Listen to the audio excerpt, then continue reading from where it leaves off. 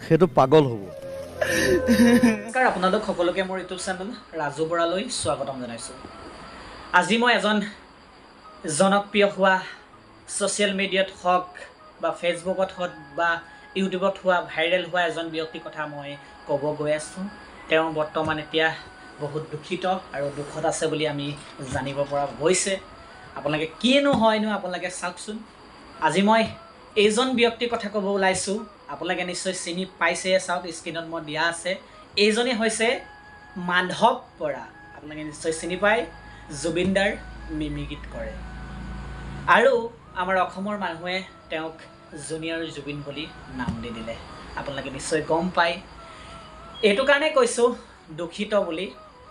এইজন মাধৱ বৰাক কালি জুবিন দাক সাংবাদিকে, নিউজ লাইভৰ সাংবাদিকে সুধিছিল, এজন লখিমপুৰৰ গহপুৰৰ মাধৱ বৰাই আপোনাৰ মিমিক্ৰি কৰে আৰু আপোনাৰ ৰূপ খোৱা পৰা ধৰি আপোনাৰ জুবিন দাৰ নিচিনা।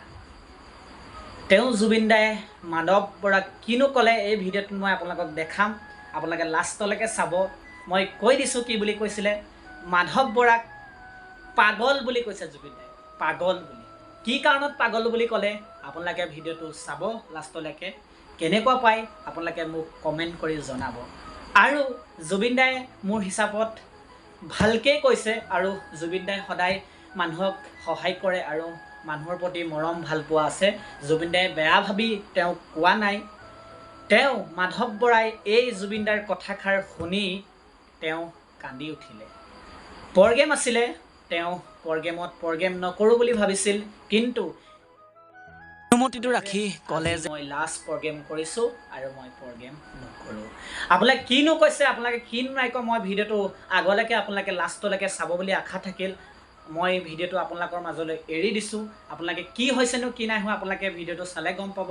যদি ভাল লাগে লাইক, কমেণ্ট, শ্বেয়াৰ, ছাবস্ক্ৰাইব কৰিব। জুবিন গাৰ্গৰ জন্ম হৈছে লখিমপুৰ গহপুৰৰ ফালে এটা সৰু ল'ৰা, হুবহু জুবিন গাৰ্গ, কথা ষ্টাইল জুবিন গাৰ্গ, আপোনাৰ গুৰু মনাদি মানে মাধৱ। সেইটো পাগল হ'ব। যদি বুষ্টাপ কৰি থাকে তাক, সি পাগল হৈ গৈ থাকে। প্ৰথম কথা, বিকজ তাৰ চাইক'লজিত মোক সোমাই লৈছেতো। কাৰণ সি গান নাগায়, গান নাগালেতো জুবিন গাৰ্গ হ'ব নোৱাৰে। নতুনকৈ মানৱে তৰিছিল। জুবিন দাই এষাৰ কথা কৈ দিয়াৰ কাৰণে মানৱ এনেকুৱা হৈ পৰিল, একেবাৰে দূষিত হৈ পৰিল। মানৱে এষাৰ কথাই কৈছে, মই দেউতা মৰিলেও ইমান নেকান্দিলোঁ হয়। কি কাৰণত এই কথাষাৰ ক'লে আপোনালোকে লাষ্টলৈকে ভিডিঅ'টো চাব আৰু আগৰ ভিডিঅ'টো চাই গম পালেই। এয়া মানৱৰ ঘৰ, এয়া মানৱৰ মাক।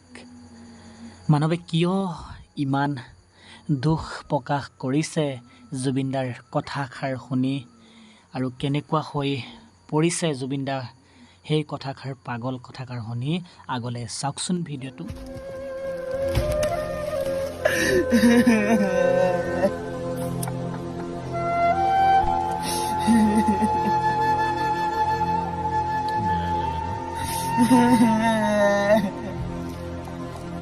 মই দেউতা মৰিলে ইমান নাকান্দিলোঁ হয় কেলা।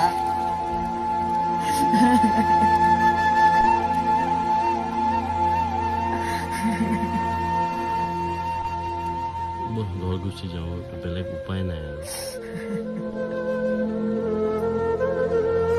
কি ক'ম আৰু কওক।